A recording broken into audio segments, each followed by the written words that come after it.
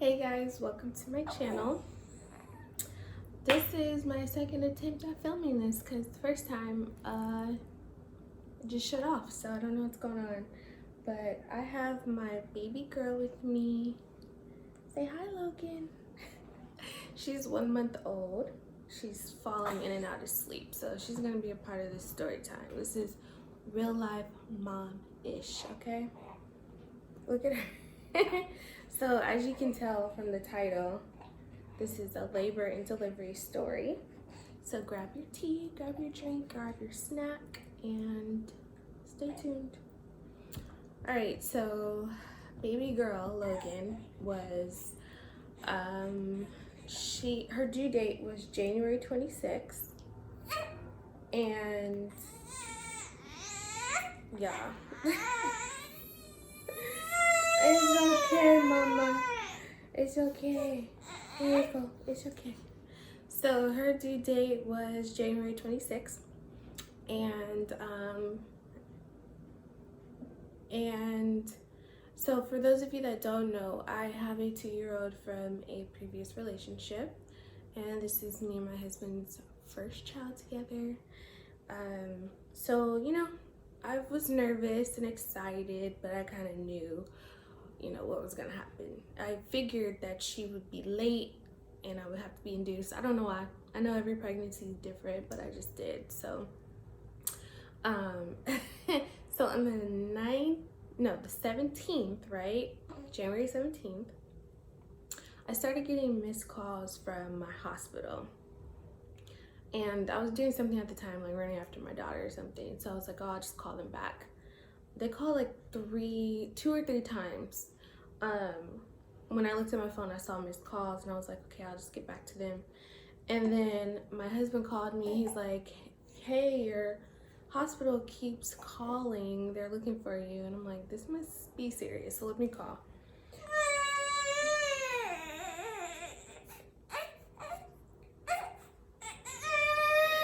Baby girl, it's okay. It's okay. See, you got it. So, okay, so that's this, yeah. So I called and I'm on hold forever, y'all, like forever. So I'm like, let me check the app and see why they were calling me, because they always put a reason why. So, while I'm on the phone call, y'all, can you let mommy be great, please? Please. So while I'm on the phone call, I check the app and it's like, the reason was scheduled induction. And I'm like, what? So I text my husband, I'm like, this is what it says. And he's like, call me immediately. I'm like, okay, when I figure something out, I will. So I was kind of glad that I was getting induced, because something about that, first of all, I did that in my first pregnancy. Secondly, something about just having your water break randomly by yourself or in public, like, I don't know, it just freaked me out. So I wanted to be induced. So they finally pick up and the nurse is like,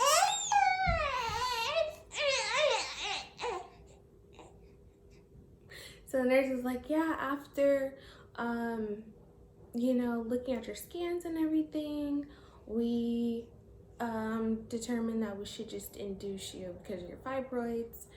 And I'm like, okay, whatever. What's the date? And she's like, the 20th. So I look at my calendar, my phone calendar, and I'm like, that's in 3 days. And she's like, yeah. So I'm like, okay, all right, this is happening. So I call my husband and he's just like, all right, we're having a baby on Monday. Like, he just sounds super nervous. And he had to go back to work. So I called my mom, she's freaking out. And I'm like, this is real. I'm having a baby in 3 days. I'm literally texting everyone that I know. So then, during this pregnancy, I did not get the nesting bug. I just didn't. I was so tired from commuting, from work, running after a 2-year-old, my husband, life, me. I didn't have it. So She's like staring at me, awkward. I just didn't have it, but I'm like, this is it. Like, we gotta get it together, right, Lolo? We gotta get it together. So yeah, my husband comes home and we just like kicked into high gear. We're scrubbing, we're mopping, we're cleaning, we're wiping, doing laundry, organizing, throwing out food, like just the most, y'all. So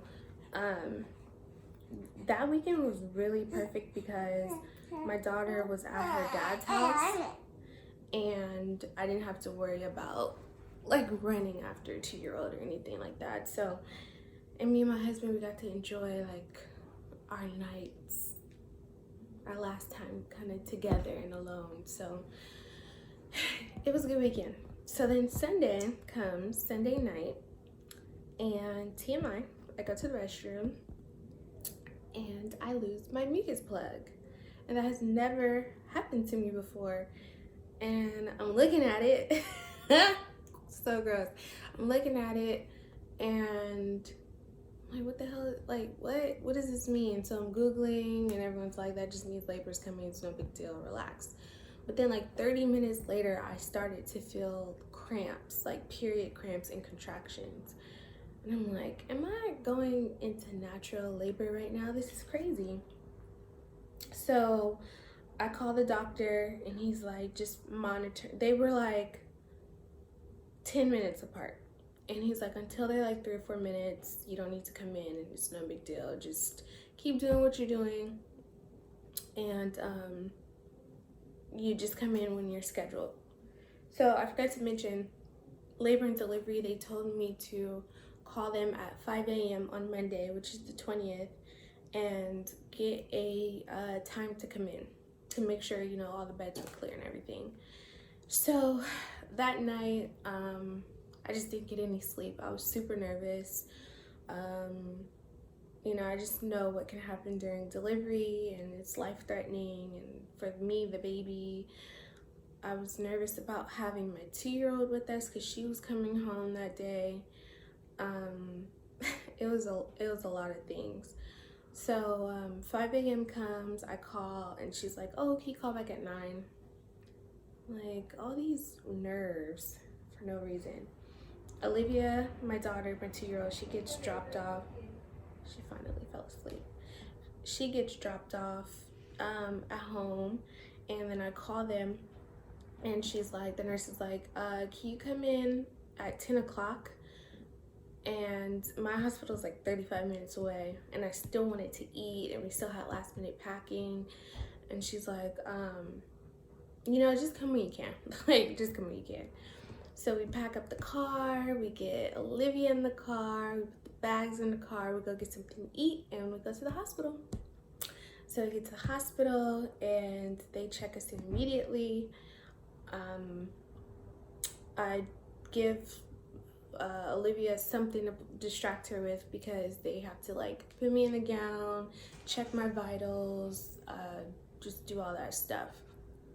So my mom, so we got there like 10:30, and my aunt was on her way, and my mom was gonna come when she got off work, because when you're induced, it takes forever. So there was no need for her to rush to the hospital. So yeah, I'm finally in the bed in my gown. I got my IV. The doctors come in, introduce themselves, and they give me Pitocin. So I take the Pitocin. Pitocin is what softens your cervix so that you can start dilating, and that takes forever. So as far as dilating, so they're like, we'll check in with you in like 4 or 5 hours. They left me alone for 4 hours. So during that time, me and my auntie and my husband and Olivia were just like chatting and eating and just kind of waiting for the time to go by. So the 4 hours is up, and this is where things started to take kind of a turn for me. Oh, during that time, I definitely started contracting. It wasn't anything too crazy or too bad though. I definitely had to get on the exercise ball and like roll my hips and kind of walk around, but it wasn't that bad. So yeah, the 4 hours is up and the doctor comes in and she's like, we want to see how far along you are as far as, you know, dilation. Yeah. Mind you, I have been through this experience before, right? So the doctor obviously has to put her fingers in there because they need to see how far along you are. This woman stuck her whole hand up there, y'all. Her whole hand. I was screaming, y'all. I was screaming and crying and shaking because the hand obviously hurts, but she was so rough. Like it just didn't feel right. Yeah, it did not feel right. And my husband was like holding my hand and I just was shaking. Like it just hurt so bad. And I go to a teaching hospital. So she had the resident put her hand up there too. And that did not hurt as much as what she did. Okay. I just couldn't stop shaking and crying. Like I was barely even talking after that happened because I just felt violated, and I don't know, something just didn't feel right, and I knew that I wasn't gonna like her. I don't know, that didn't happen to me my first pregnancy. So that happened, and at that point my mom and my stepdad were there. They actually left the room with Olivia, my 2-year-old, to kind of obviously get her out the room for that moment. Just like she was getting restless, so she needed to leave and walk around and stuff. So so that happened and it was horrible. So the time is getting late, and you know, the whole Olivia needs to go eat dinner and go to sleep and stuff. So my mom ended up taking her, my stepdad left, and it was just us. And it was fine. My contractions were getting stronger, so I needed some pain management. They gave me fentanyl, which was amazing. Okay.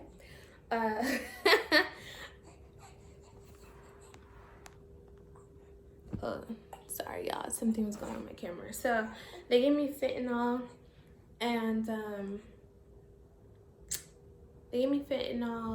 it relaxed me a lot. It doesn't help with the pain necessarily, but it just relaxed me. And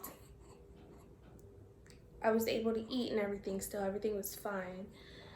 So I would say around 2 a.m., the contractions,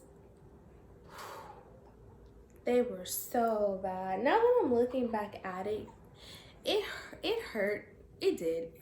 It hurt, but it wasn't like, Lord, take me now. Like it wasn't that bad. But just because they were happening so frequently, and I had no sleep because they come in, y'all, and check your vitals every 30 seconds. It's like, can I sleep, guys? I know, you know, I'm appreciative of all the nurses and everything, but I just couldn't get any sleep because they kept coming in.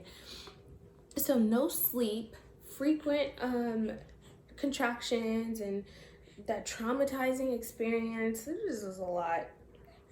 So finally, another nurse came in. She's like, what are you gonna do? Like, she's like, what are you gonna do about this pain? Like, what are you gonna do? You're just gonna take it? Like, you need to get some sleep. And the other nurse, she left, and the other nurse was like, you know, don't let anyone pressure you into anything. I was like, no, homegirl's right. Go get me an epidural, like, right now. I need to get some sleep. So the anesthesiologist comes in. I think that's who gives you epidural, right? An anesthesiologist? I could be wrong. Y'all, hi baby, correct me if I'm wrong, but he comes in. You guys, I had an epidural in my first pregnancy. Okay, I had it. It was fine, no pain, no nothing. This man puts the needle in instant pain, y'all. I want to die. That was I want to die pain. That was pretty bad. She's spitting up. So I feel it all on my right side. I'm like, my right side is hurting. So he like injects something more. I'm like, it's still hurting. So finally he does something. I don't feel any pain. Okay. So when you get an epidural, everything just becomes numb from the bottom down. So I was just like, thank the Lord, like I can get some sleep now.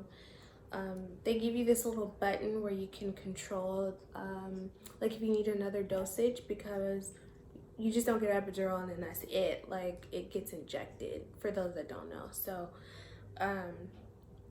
you don't have to click it too often, but they do have like a time limit on how long you can click the button. I think it's like every 15 minutes, 10-15 minutes, I don't know, but I wasn't hitting it that often, and just a couple times while I was asleep. So I was so thankful I was able to go to bed. They kind of left me alone at that point. So the morning comes, I want to say maybe 5:30, 6 o'clock, the new shift, they come in, and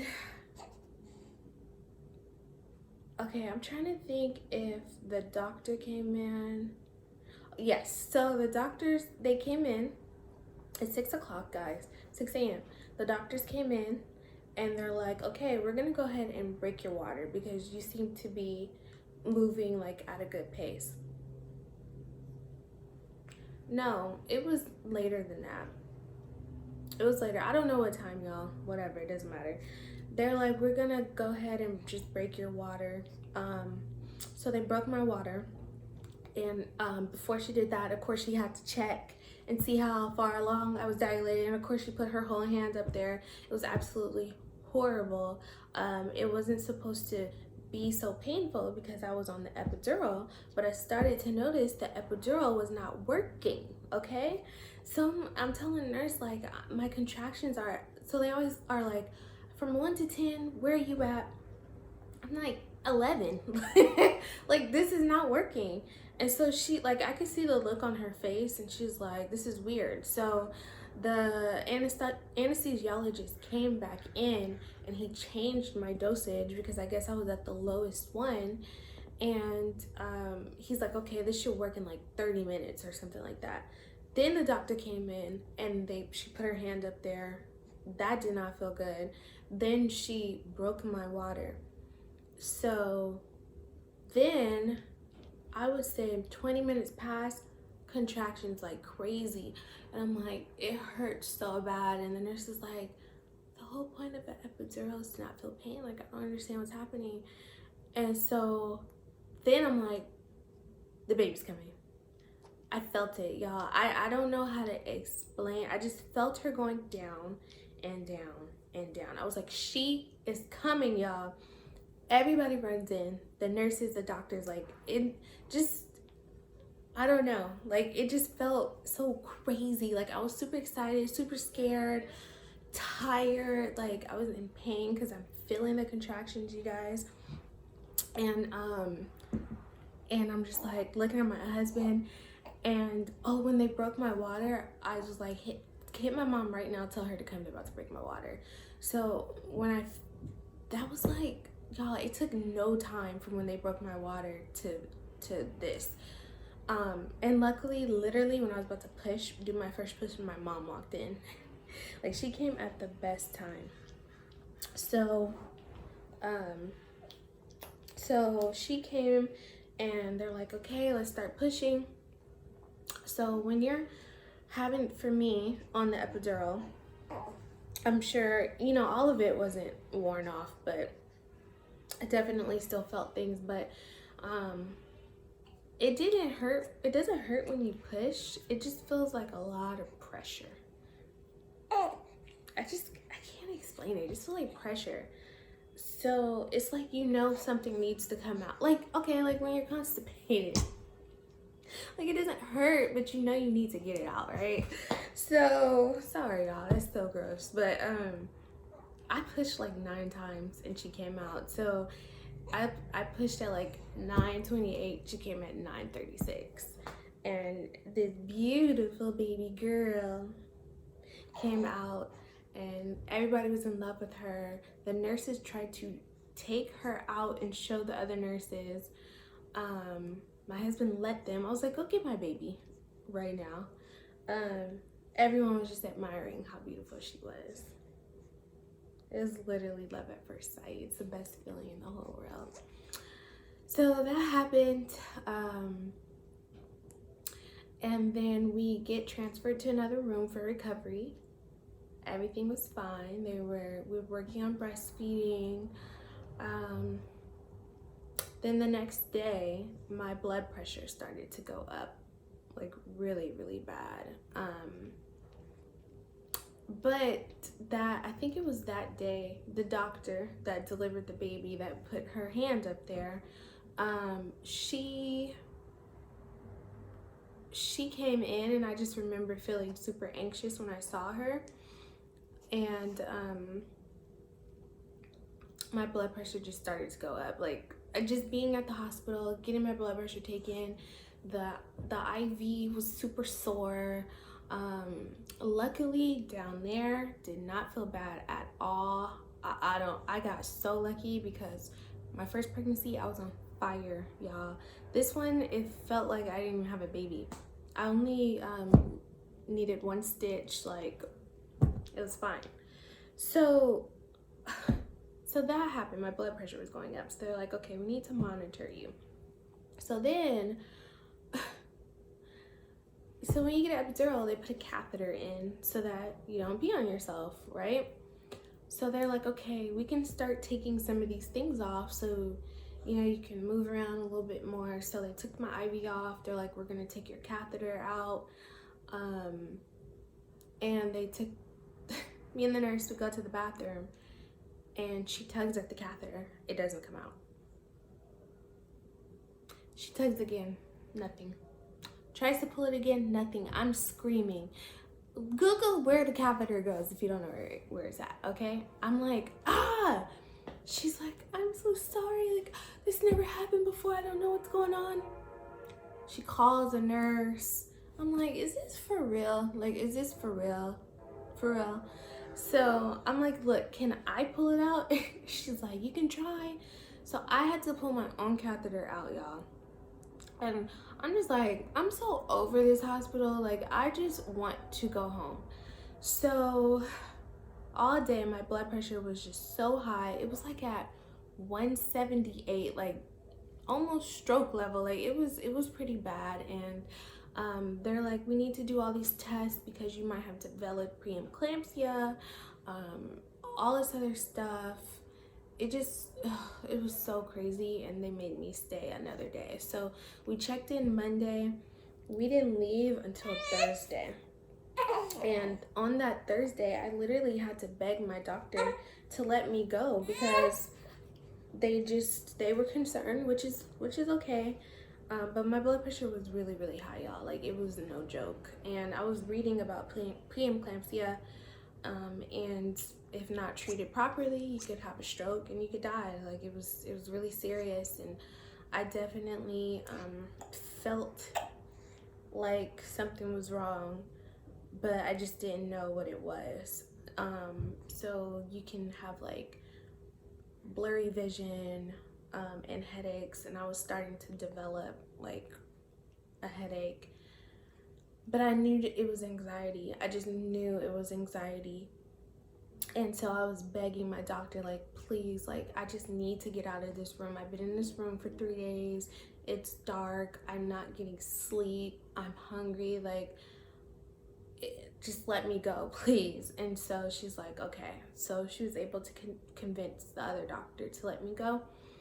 And when we left, I had a headache, and I just felt like a dark cloud over me, y'all. Like, I know it wasn't postpartum depression. It was whatever this was going on, and I just felt so low, just no energy, just a dark cloud. It was very strange. And we even went to the grocery store after to go get some food, and to get my prescription because they put me on blood pressure meds. Crazy, at 31 years old, they put me on blood pressure meds. Hi, baby. And the cashier said something to me, and I couldn't even talk to her. Like, I had a panic attack. Like, I was just like, and my husband's like, go get in the car. And I just was sobbing. Like, it was just weird. Like, I feel like I just was, like, that doctor really traumatized me, what she did, and the catheter, and it was not a good experience. But I took the pain meds for a couple weeks, and I went to my follow-up, and my blood pressure was down. They even made me get the blood pressure cuff, and